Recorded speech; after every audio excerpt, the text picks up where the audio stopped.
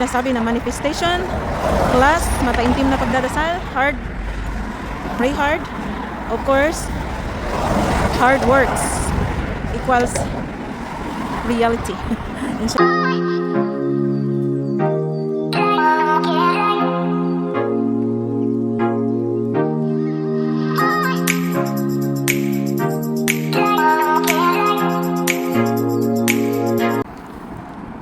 Hello guys. Hello mga kamers. Good afternoon. So it's already 3 p.m. here. So walking time po tayo. So hindi ko alam kung naalala nyo yan, yung lugar na yan, dyan kami nakatira dati. Ayan. Ayan. Tsaka meron ng nakatayo na for rent dito. So dinidevelop na nila itong area na ito. Ayan. So dito kami ng gasolina, tapos nagpapa-car wash. Ayan.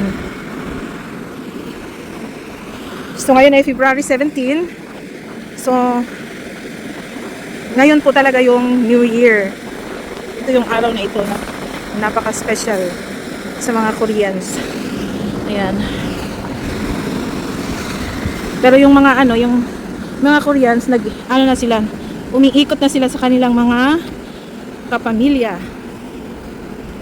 At sabi nga ni MJ, dito ako nag-order ng bouquet at mga flowers, mga plants.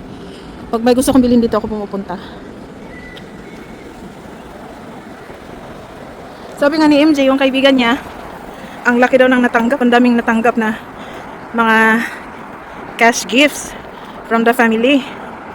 Yung isa daw niyang kaibigan, umabot na ng $1,000 or in Korea 1 million, mga 900 gano'n, 900 USD yata. Kaya nagtanong si MJ kung tayo ay aalis ba. Sabi niya, aalis ba tayo? Gusto rin niya makatanggap. Pero lagi ko naman ini-explain sa kanya na normal lang yun kasi kultura nila yun. So may mga gifts talaga silang matatanggap. Tayo naman pag day, marami ka ring matatanggap. Ganun lang yun. Parang nainggit si MJ. Kawawa. So walking time tayo. Dati ako dito nag-walking sa mga old natin dyan, mga nag-follow sa atin. Alam ko familiar nyo tong daan na ito kasi dito ako dumadaan, nag-walking ako. So punta tayo doon sa tinatawag na Molwang Lake. Lakas pala ng hangin. So nandito nga tayo sa highway. So ayan. Itong city na tinitirhan namin, city siya pero parang siya yung province style ba.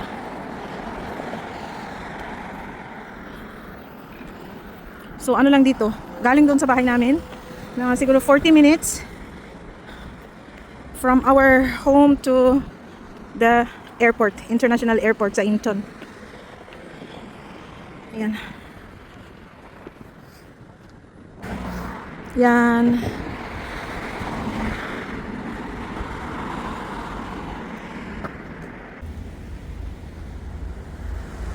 Ayan. Ayan ang view.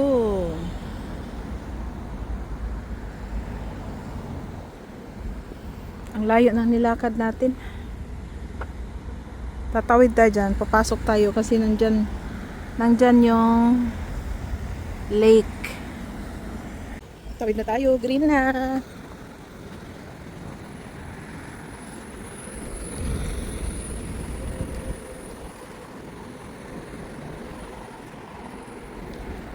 Perfect ang weather today.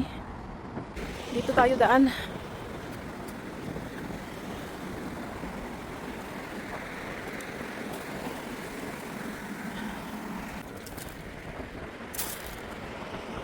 Yan, dyan tayo sana papasok.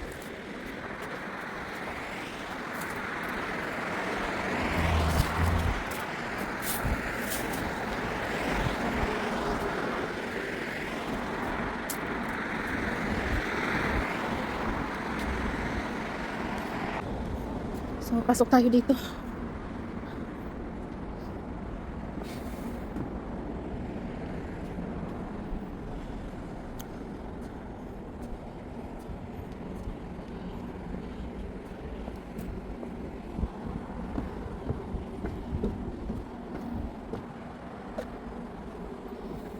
Baba tayo. So, chika-chika lang tayo while walking. Ay, naku. Grabe ang ano sa amin, yung sa harap ng aming building na tinitirhan at saka sa basement. Grabe, punong-puno yung ano, daming sasakyan. Kaya aalis sana kami kanina ni Daddy Abdullah. So hindi kami natuloy kasi baka pagbalik namin wala na kaming maparkingan. Kasi yung ganito kasi yan dito pag Lunar New Year. Yung galing na mga family nila, relatives from the province, pupunta dito sa city. Yung dito naman sa city, pupunta din sa province, parang ganun. So kaya ang daming sasakyan na ano, mag-parking. So yung red calendar hanggang bukas yun. So bukas ng gabi, from umaga hanggang gabi, magsiuwian na yung mga tao. Babalik na sa kanilang mga hometown. At saka yung iba naman, magbubukas sila. Kasi Thursday, Friday, hindi na siya red calendar. Pero yung iba, parang sinandwich na lang nila yung holiday. Pero yung iba, back to work. Kami din, back to work na din. So, nandito na tayo sa baba. So, solo flight tayo, solo walking. Sabi ng friend ko si Ann, bukas mag-walking din daw kami. Bukas kasi, sakto naman na patapos na yung Lunar New Year dito sa Korea. So, mga mga Muslims dito sa Korea bukas, start na yung Ramadan namin. So, inshallah, good luck. Inshallah. So, gabayan tayo niya lagi na ma-complete natin yung Ramadan fasting. Pati Ramadan fasting prayers. Ayan, sinipon ako. Yan pag nag-snow dito ng malakas, ayan. Titigas pa siya. Ayan, may yellow pa yan, pero hindi talaga yung pag nag-i-snow na yung covered siya all white. So ginawa na ito ng tourist spot. Dinevelop nila. Tuwing balik ko dito may nababago. Ayan, maraming mga coffee shops dyan. Mga European style. Ayan. Hello everyone. Ayan, solo tayo. Solo walking. Kasi si MJ nandoon sa Gwangyong City. Doon siya nag-soccer. Tapos si Daddy Abdullah nagturo ng driving. So, kanya-kanya kami ng lakad today. Ang puti-puti naman ang mukha natin.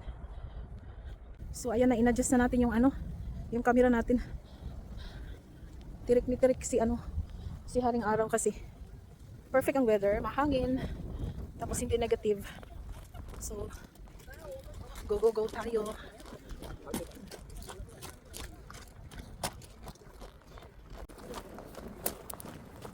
Ayan, may damo na yung lake dito. Bakit kaya ito pinahaba nila? Baka may gagawin na naman sila dito. So, ito yung magandang tanawin. Through walking, we can elevate our well-being. Ayan. Yan, mga coffee shop yung mga yan. Tapos merong camping houses dyan. Actually, naglakad lang ako mula sa amin hanggang dito. So, ito tapos na yata ang celebration nila sa New Year. Naglalakad na sila. May may share ko lang yung dito sa Korea. Ang culture ng Korea ay hindi kasi party culture. Hindi siya party culture. Yung culture in Korean is munhwa. So, ang pinag-uusapan ay culture. Baka may mag-react na. Hindi naman, nagpa-party naman kami. Oo nga, nagpa-party. Pero we are talking about Korean culture. So, hindi sila ma-party. Pag nanganak ka, ang pinaka-importante na celebration sa kanila, yung ika 1-year-old ng bata. So, pag 1-year-old ng bata, tawag sa kanila tul chanchi. Kasi, bakit tul? Ang tul kasi ay 2. So, masyadong advance ang Korea.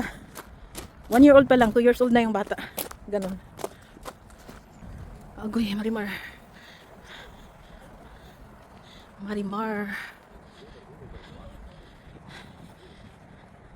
Talagang lakad tayo ng lakad nito. Mahirap pala mag-isa maglakad. Minsan nafe-feel mo mapapagod ka. Pero tuloy lang. So, ang 1-year-old dito, yun ang pinakabonggang celebration talaga ng mga bata dito sa sa Korea. Kasi ang Korean, hindi naman every year nagbe-birthday. Doon nagbe-birthday sila, yung parang mag-blow ka lang ng cake, tapos na ganun. Tapos maggagawa ng tawag nito yung miyukok. Seaweed soup. Ayan oh. Ayan.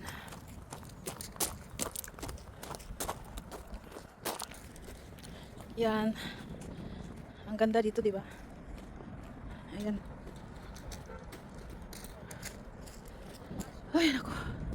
Ako'y napapagod na. Yan, ang ganda ng lake.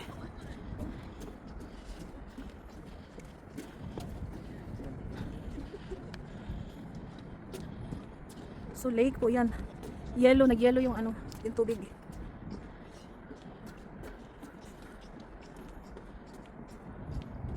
Yan.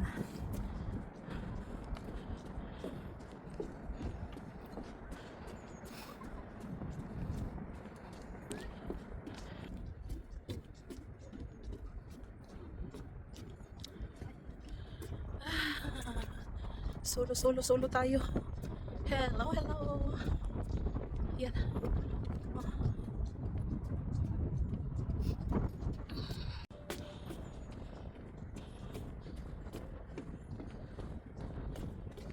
Ang ganda.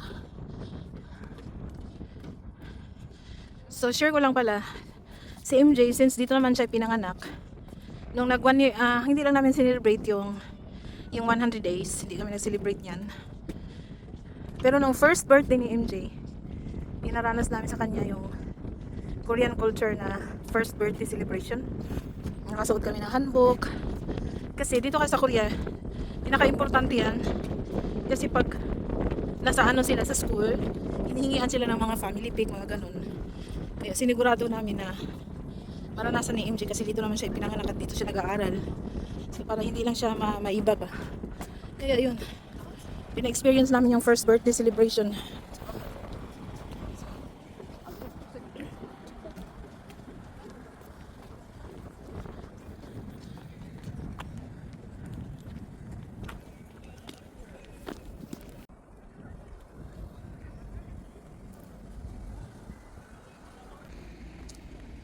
So, pauwi na tayo nito.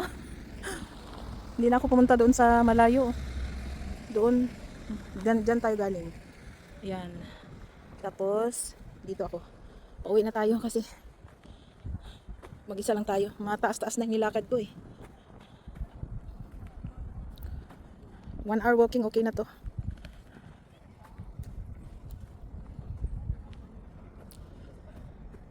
Yan. May mga nag-walking na. Galing na yan sila ng mga ano nila celebration. Tapos ang iba pa, pauwi na. Nag-walking.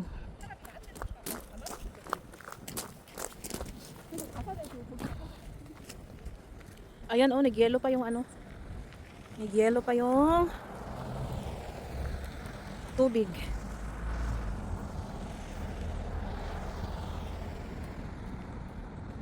Noon, mga way back 15 years ago, hindi pa to maganda. Ano pa to? Talagang hindi pa siya ganito talaga.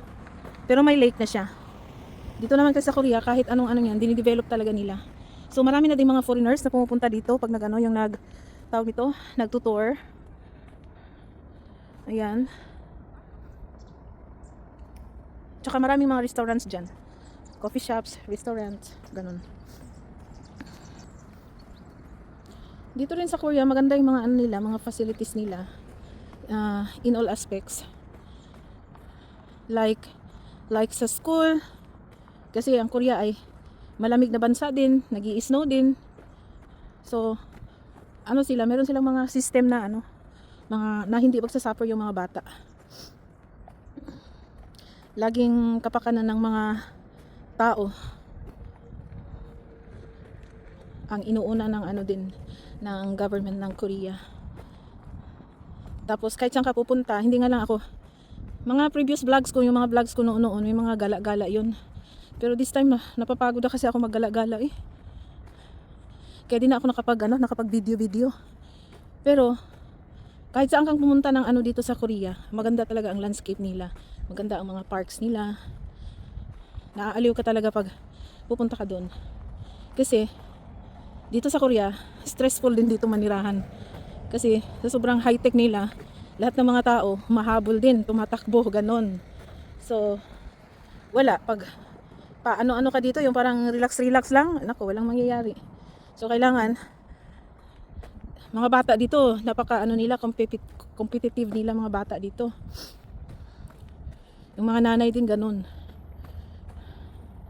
Kaya, habulan dito, habulan. Kaya ang resulta, stress ang mga tao. Kaya, pag pumunta ng park, mamamasyal kung saan pumunta, talagang siguradong sigurado na maaliw ang mga mata kasi para magtanggal ng stress. Ganun. Maraming ano dito pag winter, marami namang mapupuntahan na ano, may outdoor, may indoors. Marami ang indoors pag ano, winter din. Tapos meron din dito mga ano, mga nag-i-ski, yung mga skating. Kumpleto dito sa Korea. Nagkataon lang na hindi ako mahilig ng mga ganyan talaga. Kaya wala, hindi ako nakapag-vlog. Pero siguro someday. Pero wala eh. Habang tumataas na yung edad ko, parang nako, tinatamad na ako sa mga bagay-bagay. Baga, trabaho na lang ako ng trabaho. Pero dapat na-elevate din yung well-being ko.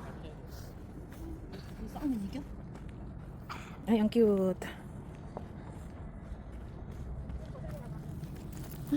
Ang cute ng aso. Dito nakatira yung friend ko. Bukas to kami mag-walking ulit. Hindi ko lang sure kung pwede ako bukas. Depende sa health condition natin kasi maaga tayong gigising bukas. Mas maaga tayong gigising bukas dahil first day ng Ramadan.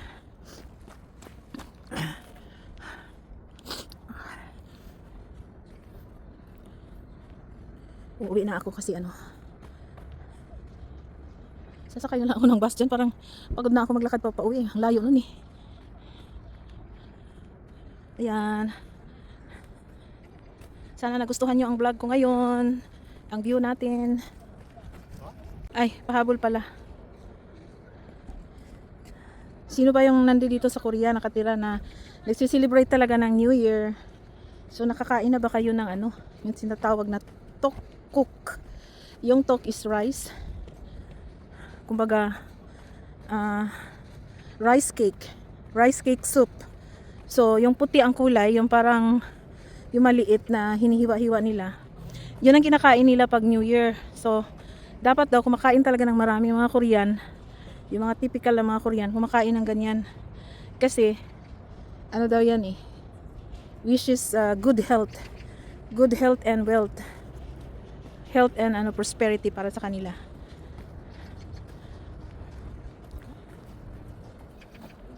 So yun lang ang ating pahabol. Ayan.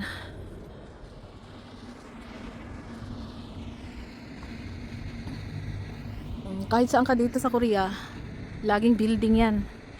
Yan ang condominium, or dito sa Korea tinatawag nilang apartments. Pero condominium naman yan sa atin sa Pinas eh. Yung mga yan, condominium yan, dito apartments. Nakakatakot lang siyang tignan, pero very comfortable yan pag nakatira ka na dyan. Kasi lahat systematized ba? From the heater, lahat. Magbayad nga lang ng ano, ng maintenance. Medyo mahal nga din, pero okay lang naman. Ganyan ang life eh. So aakyat ako dito. Kasi baka dito na lang ako maghihintay ng bus pa uwi. Isakit na yung balakang ko. Oh my god. Oh my god. Ayan, aakyat na tayo. Wala nang init. Aray, sakit na lang pa ako. Oh my god.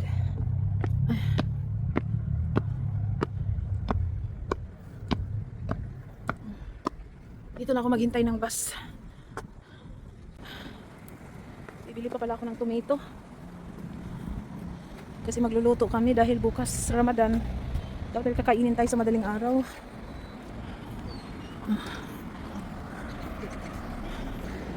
Pauwi na tayo.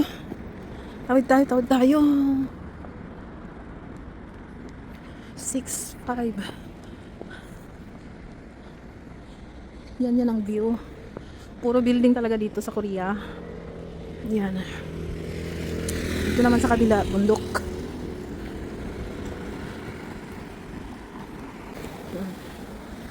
kahit saan dito, yung mga kanal-kanal, river, or what, kahit saan, meron talagang walking area yung mga tao.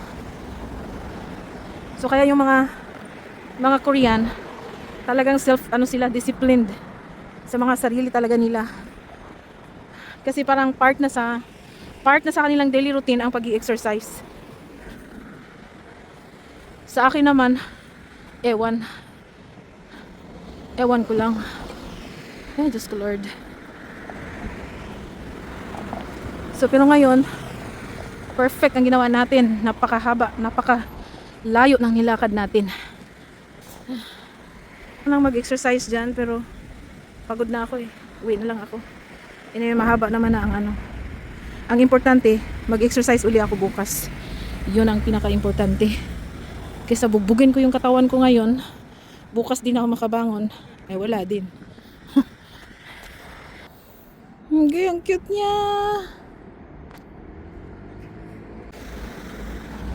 Pauwi na tayo. Dito ako sa highway dumaan.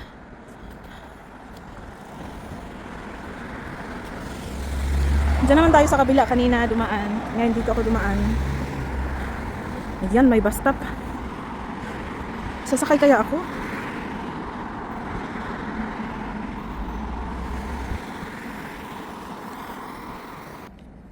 So ito, pag naka-register ka nito sa online, pag meron kang emergency or nagmamadali ka, pwede kang gumamit nito. Pag naka-registered ka. Ayan.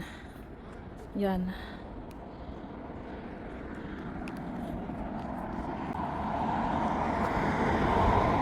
May nag-jogging na.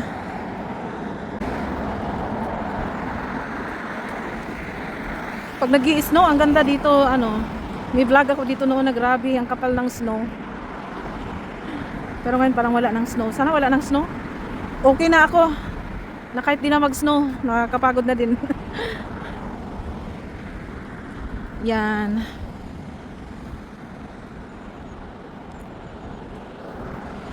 Starbucks. May Starbucks dyan, oh. Ayan. Sino mahilig magkape dyan? Oh, may bahay dyan, oh. Nice na siya. Manifesting, inshallah. Ganyan lang medyo yung style, pero yung kulay ibahin. Ang ganda kaya, no? Pag dumadaan kami ni Daddy Abdullah dito, tinitignan namin yan. Kasi gusto talaga namin tumira ng ganyan ng bahay, huwag yung sa building. So, yun ang sinasabi na manifestation plus mataimtim na pagdadasal, hard, pray hard, of course, hard works equals reality.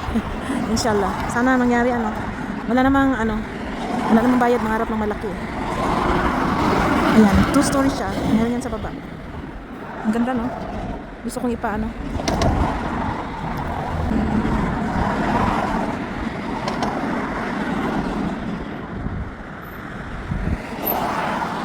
talaga ang gusto ni Daddy Abdullah, bahay, tapos dyan yung mini warehouse niya.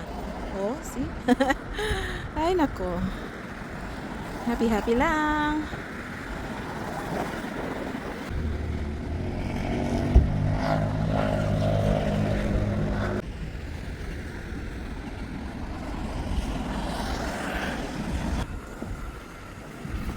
Bili muna ako ng tomato, onion, tsaka suka, at tsaka toyo. Sana may delivery today kasi medyo malayo-layo pa, parang wala na akong lakas. Lakad pa more, walking pa more. Ito yung sinabi ko kanina na rice cake soup. Yan ang kinakain ng mga Korean. Ayan, marami pang benta.